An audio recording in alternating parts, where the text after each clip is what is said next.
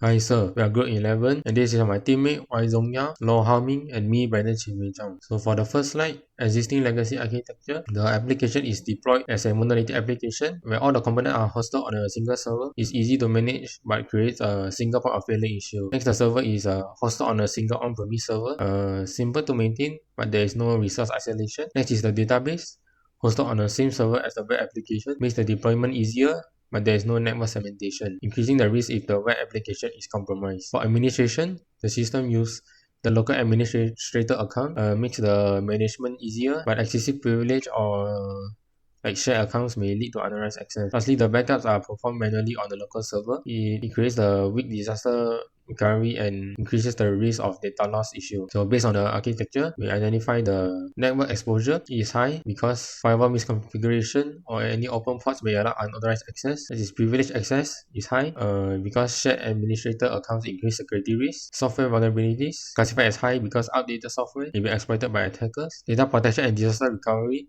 classified as high because weak backups increase the risk of data loss. Logging and monitoring is medium because limited monitoring delays threat detection. Lack of network segmentation classified as high. There is no separation between web application and the database. So the secure AWS architecture, starting from the top, the user will send the request through the internet gateway. The traffic will reaches the ARB application load balancer protected by the AWS WAF. This is to filter malicious requests before they reach the application. Then at the request is forwarded to Amazon EC2. Is deployed inside the private application subnets. EC2 instance is private. It cannot be accessed directly from internet. The application then connects to Amazon RDS multi availability zone, which is deployed inside private database subnet. This is to keep the database isolated and improve availability and the standby database. We also use Amazon VPC, public and private subnets, security groups, and the network ACL to improve the network segmentation and control communication between the resources. Besides that, AWS IAM controls the user permission using the least privilege. CloudTrail and CloudWatch provide the monitoring and auditing, and then AWS KMS encrypts the sensitive data, and Amazon S3 is to just store the encrypted backup. That's it for me. Thank you. Okay, so thank you, Brandon. And I'm Wai Zhongyao. I will present about the 5-step migration lifecycle. So in this slide, show our 5-step secure migration process. The first, we prepare the AWS environment by creating the VPC, subnet, IAM roles, and security group. And the next, we deploy the application infrastructure, including the application load balancer, EC2, and Amazon RDS. After that, we securely migrate the database using encrypted connection and verify the data integrity. Then we perform application testing to ensure the system function correctly and all security settings are working as expected. So finally, after successful submission, we update S to redirect user to the new AWS environment with minimal downtime. The next, to ensure the secure migration, we apply several security controls. First, to minimize the downtime and data loss, we perform a full database backup before migration. Validate the migrated data and use Amazon RDS multi-AZ for high availability and disaster recovery.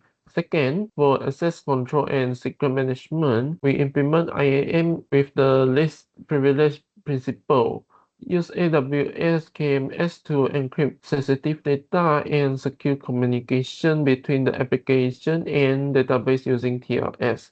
So this security measure improve both the security and reliability of the migrated system. Okay, so thank you. That's all my part. Hi, my name is Lao Haoming. Today I will show you our project, security validations, and we'll walk through the AWS console to showcase the security implementation. And first, this is our project. The name is EduTrack Pro. And first, we're gonna check for the SQL injection first. Example or 1 = 1.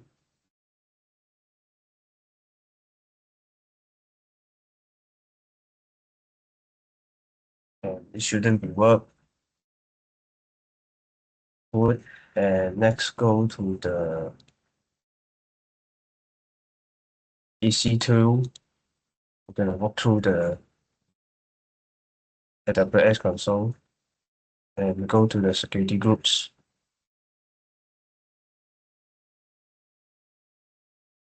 You can see this is all the details, the inbound and outbound rules, and the load balancer. And you can see this is our DNS or the website, and these are our instance and all of our configurations. And then show the RDS.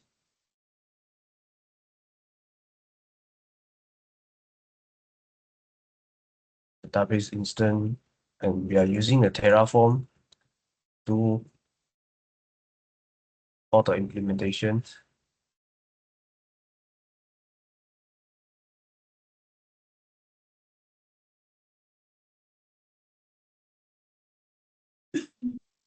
And here's the configuration. You can see the encryption is already enabled for the data protection. And next, we can show you the MS scan.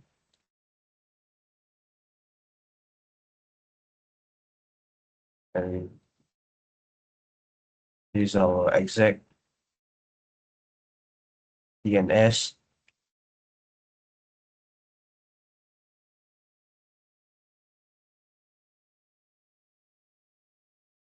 As you can see, the only port open is the port 80, which is the HTTP for our DNS website. And let's check again with another version.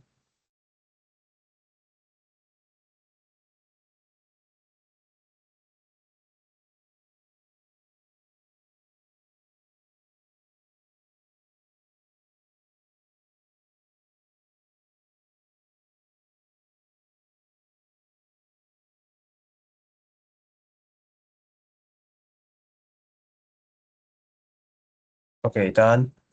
As you can see, there's no TCP port is open. About 1,000 is filtered. Example like port 3,306 and 6 is for the RDS and also close.